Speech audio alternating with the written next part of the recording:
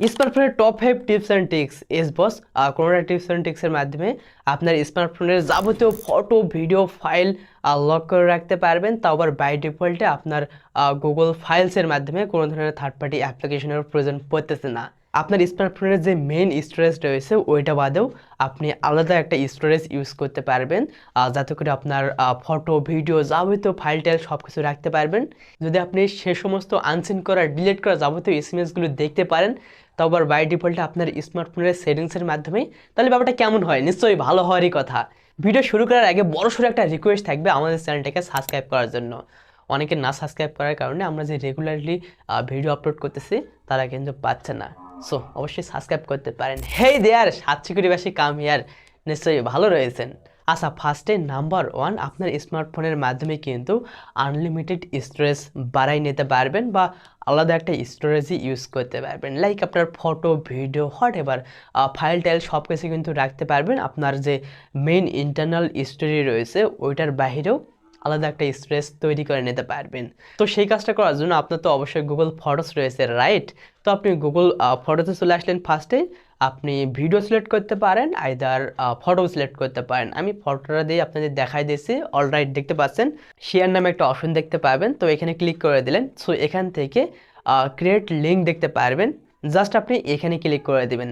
আপনাকে হয়তো একটু ওয়েট করা লাগবে, অবশ্যই আপনার ইন্টারনেট কানেকশনটা অন রাখা লাগবে আর কি। সো হয়ে গেলে এখন হয়তো আপনারা দেখতে পাচ্ছেন একটা কিন্তু অলরেডি লিঙ্ক তৈরি হয়ে গেছে। তো এই লিঙ্কটা আপনি যেই কাজটা করবেন, কপি করে নিলেন। সো কপি করার পর আপনারা যে কোনো একটা মাধ্যমে রাখতে পারেন। সো মেসেঞ্জারও রাখতে পারেন। আপনাদের একটা ট্রিক্স শিখাই দেই, তবে তার আগে একটা ব্যাপার আপনাদের মধ্যে শেয়ার করে নিতে চাই। সো এটা কিন্তু আপনার যে মেইন গুগল স্টোরেজ রয়েছে সেখানে কিন্তু জমা হচ্ছে আপনার ফটো ভিডিওগুলো। বাট যদি আপনার স্মার্টফোনটা স্যামসাংয়ের হয়ে থাকে তাহলে কিন্তু আপনার যে মেন জিমেইল রয়েছে ওখানে জমা হয় না। প্রতিদিন কিন্তু আর 10 জিবি করে অলরেডি এখান থেকে ফ্রিতে স্টোরেজ নিতে পারবেন, অর্থাৎ এখানে রাখতে পারতেছেন। এনিওয়ে, যেহেতু আমাদের স্যামসাং ডিভাইস নাও থাকতে পারে, আমাদের এগুলো রয়েছে। এনিওয়ে, আপনারা চলে যাবেন আপনাদের ফোন থেকে মেসেঞ্জারে। বাই ডিফল্টে আপনার যে অ্যাকাউন্টটুকু বা ফেসবুক আইডির নাম রয়েছে, তো সেই নামটা লিখে সার্চ করে দিবেন, তাহলে কিন্তু আপনার একটা চ্যাটবট চলে আসবে। সো এখানে কিন্তু এই লিঙ্কটা পেস্ট করে দিতে পারতেছেন। পরবর্তীতে কিন্তু লিঙ্কে প্রবেশ করে আপনার ফটো ভিডিও সব কিছু ডাউনলোড করতে পারতেছেন। হ্যাঁ, আপনার জিমেইলের পাসওয়ার্ডও জানা লাগতেছে না এতে করে, আবার গুগল ড্রাইভেরও একটা ভেজাল থাকতেছে না। এভাবে অবশ্যই এই ট্রিক্স অ্যান্ড ট্রিক্সটা ফলো করতে পারেন। বাড়িতে আলাদা একটা স্টোরেজ পেয়ে যাচ্ছেন, এতে করে আপনার photo video and hot ever এই সমস্ত ব্যাপার স্যাপারগুলো কিন্তু হারিয়ে আর যাচ্ছে না। স্মার্টফোন হারিয়ে গেলেও কিন্তু এই সমস্ত ফাইল টাইল সব কিছু থেকে যাচ্ছে। আচ্ছা, এবার নাম্বার টু, অনেক সময় হয় না আপনার প্রিয় মানুষটা, আপনার গার্লফ্রেন্ডটা অপোজিট সাইড থেকে এসএমএস পাঠাইতে পারে, রাইট? বাট এসএমএস তো পাঠাবে, এটাই স্বাভাবিক। কিন্তু অনেক সময় দেখা যায় আপনি দেখার আগে ওখান থেকে কিন্তু ওই সমস্ত পার্সনরা সেই এসএমএসটা আনসেন্ড করে দেয় বা ডিলিট করে দেয়। বাট আপনি তো এই মুহূর্তে দেখতে যাচ্ছেন আসলে আপনার গার্লফ্রেন্ডটা বা অপোজিট সাইড থেকে কি আপনাকে অ্যাকচুয়ালি এসএমএস পাঠিয়েছিল, আবার কি কারণে বা আনসেন্ড করে দিল, সেই ব্যাপারটা হয়তো দেখার জন্য আপনারা ওদের আগ্রহে থাকেন, রাইট? বাট আপনি চাইলে কিন্তু যে কোনো ডিলিট করা আনসেন্ড করা সমস্ত প্রকার এসএমএসগুলো দেখতে পারবেন। যে কোনো প্ল্যাটফর্ম হতে পারে, টিকটক, মেসেঞ্জার, হোয়াট এভার, প্রত্যেকটা প্ল্যাটফর্মেরই এই সমস্ত কাজবাজগুলো করতে পারবেন। এনিওয়ে, আপনার স্মার্টফোনে তো অবশ্যই সেটিংস রয়েছে, রাইট? তো আপনি ফার্স্টে সেটিংসে চলে গেলেন। তো ফোন সেটিংসে আসার পর নোটিফিকেশন নামে একটা অপশন দেখতে পারবেন। আইদার যদি এখানে না অপশনটা পেয়ে যান তাহলে কিন্তু সার্চ বার থেকেও সার্চ করতে পারতেছেন। এনিওয়ে, নোটিফিকেশন নামে একটা অপশন দেখতে পারবেন। তো আপনি এখানে ক্লিক করে দিলেন। ইউজ নোটিফিকেশন আইকন হিস্টোরি, এখানে টাচ করে দিলেন। এখান থেকে জাস্ট আপনি এটা ইনেবল করে দেবেন। এখন থেকে কিন্তু WhatsApp, Messenger, TikTok, Instagram and সমস্ত প্রকার প্ল্যাটফর্মের কিন্তু এসএমএসগুলো করলে পারে এখানে কিন্তু এসে জমা হবে। অ্যান্ড যদি সে বান্দা আনসেন্ড করে দেয়, ডিলিট করে দেয়, সো সেটিংস থেকে কিন্তু এই অপশানে এসেই কিন্তু আপনি সেই সমস্ত ব্যবসাগুলো দেখতে পারবেন। আর এবারে কয় নাম্বার যেন? 3 নম্বর, যদি আপনার স্মার্টফোনের ইন্টারনাল স্টোরেজটা অনেক গুণে ফুল হয়ে যায় তাহলে কিন্তু আপনি খুব সহজে ইজিলি ফাঁকা করতে পারবেন। তাও আবার কোনো ধরনের ফটো ভিডিও বা কোনো কিছু না ডিলিট করেই ফার্স্টে আপনি চলে যাবেন প্লে স্টোরে, প্রোফাইল আইকন থেকে দেখতে পারবেন সবার নিজের সেটিংস, জেনারেল থেকে অটোমেটিক আর্কাইভ অ্যাপস, তো এটা অবশ্যই ইনেবল করে দেবেন। আইদার এখন আপনি একটু বেরিয়ে আসবেন and also manage app device, এখানে ক্লিক করে দেবেন।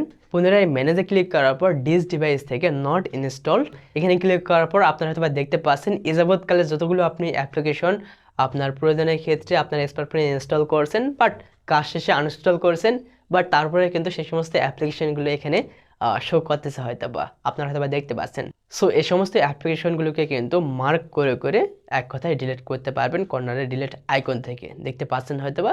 নাম্বার 4, আপনার ফটো ভিডিও সব কিছুকে লক করে রাখতে পারবেন, তাও আবার গুগল ফাইলসের মাধ্যমে কোনো ধরনের থার্ড পার্টি অ্যাপ্লিকেশন ছাড়াই। এতে করে আপনার ফোনটা কেউ হাতে নিলে পারে কেউ কখনো বুঝতে পারতেছে না যে আপনি ফটো অথবা ভিডিও লক করে রাখছেন কিনা বা কোথায় রাখছেন, এই ব্যাপারটা দেখতে পাচ্ছেন না। চলুন আপনাদের সেই ব্যাপারটা দেখাই দেই। সো ফার্স্টে আপনি চলে আসলেন আপনাদের গুগল ফাইলে, তো এখান থেকে আপনার ডিফল্টে ফটো ভিডিও আইদার ডকুমেন্টস সব কিছুকে লক করে রাখতে পারবেন। সেটা কীভাবে করবেন, রাইট? তো সেটা করার জন্য আমি যে কোনো একটা ফটো লক করে দেখা দিচ্ছি অথবা ভিডিও করতে পারবেন। আমি যে কোনো একটা সিলেক্ট করে দিলাম। সো সিলেক্ট করার পর কর্নারে দেখতে পারবেন 3 ডট মেনু।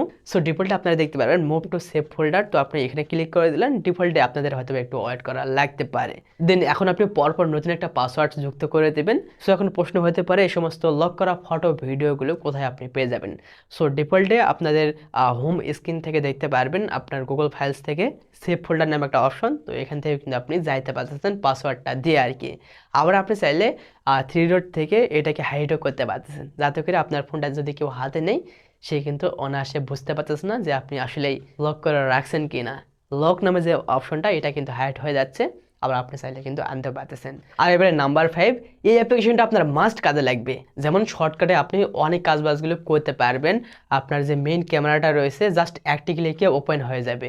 এক কথা টোটালি বলতে পারি শর্টকাটে আপনি অসংখ্য ব্যবহার অ্যাড করতে পারবেন, যেমনটা আমরা আইফোনে এই সমস্ত ব্যবহার দেখতে পাই। বাট আপনি চাইলে কিন্তু আপনার কম টাকার অ্যান্ড্রয়েড ফোনেও এই সমস্ত ব্যবহার অ্যাড করতে পারবেন। শর্টকাটে আপনি অসংখ্য ব্যবহার করতে পারবেন। আপনি হয়তো এমন একটা মোমেন্টে রয়েছেন অ্যান্ড এই মুহূর্তে ভিডিও করার প্রয়োজন, জাস্ট আপনার ফ্রন্ট ক্যামেরা রয়েছে না, ওখানে ক্লিক করে দিলেন, অলরেডি ভিডিও হয়ে যাচ্ছে। জাস্ট একটা ক্লিক করে দিলেন, ট্যাপ অ্যান্ড হোল্ড করে ধরে রাখলেন, স্ক্রিনশট হয়ে যাচ্ছে, স্ক্রিন রেকর্ড হয়ে যাচ্ছে, ক্যালকুলেটার ওপেন হচ্ছে, এছাড়া আরও অসংখ্য ব্যবহার। তাইলে এত বকবক কেন? আচ্ছা, এই অ্যাপ্লিকেশনটার নাম হচ্ছে অ্যাকশন নস। তো আপনি প্লে স্টোর থেকে ফার্স্টেই এই অ্যাপ্লিকেশনটা ইনস্টল করে নিলেন। আর ডিফল্টে দেখতে পাচ্ছেন জাস্ট ওপেন থেকে শুরুতে পারমিশন যা যা দেওয়া লাগবে তো আপনি এগুলো দিয়ে নিলেন। এখন হয়তো বা ডিফল্টে অনেকগুলো অপশন দেখতে পাচ্ছেন, যেমন সিঙ্গেল টাচ, ডাবল টাচ, এছাড়াও সোয়েভ টাচ। তার মানে হচ্ছে জাস্ট একবার সিঙ্গেল টাচ করলে পরে স্ক্রিনশট হয়ে যাবে বা এই সমস্ত অপশনগুলোকে অ্যাড করতে পারবেন। আর ডাবল টাচ মানে যখন আপনি ডাবল টাচ করে দেবেন স্ক্রিনশট হয়ে যাবে, আইদার আরও অসংখ্য ব্যবসাগুলোকে অ্যাড করতে পারবেন। এগুলো হয়তো আপনারা বুঝতে পারছেন। জাস্ট আমি সিঙ্গেল টাচ অপশন থেকে আমি স্ক্রিনশটটা অ্যাড করে দিলাম ডিফল্টে। আপনারা চাইলে বিভিন্ন কাজবাজগুলো করতে পারবেন, তবে আমি ম্যাক্সিমাম সময় ভলিউম ব্রেকারটা রয়েছে ওইটা আমি অ্যাড করে থাকি, যাতে করে আমি কিন্তু ডিসপ্লেতে ক্লিক করে ভলিউমটা বাড়াইতে পারি, কমাইতে পারি, এতে করে ভলিউম ব্রেকারটার উপর আর প্রেশার পড়তেছে না। সো দেখতে পাচ্ছেন আমি জাস্ট একবার উপরে ক্লিক করে দেবো আমার ফ্রন্ট ক্যামেরার উপরে, অলরেডি কিন্তু একটা স্ক্রিনশট হয়ে যাচ্ছে। সো এভাবে চাইলে অবশ্যই আপনারা এই অ্যাপ্লিকেশনটাকে ইউজ করতে পারেন। কোন টিপস অ্যান্ড ট্রিক্সটা আপনাদের সবচেয়ে বেশি ভালো লেগেছে সেটা একটু কমেন্টে জানিয়ে দিতে পারেন। সবাই ভালো থাকবেন, আমার জন্য দোয়া করবেন। আল্লাহ হাফেজ। ওয়েট আমার চ্যানেলটাকে সাবস্ক্রাইব করবেন।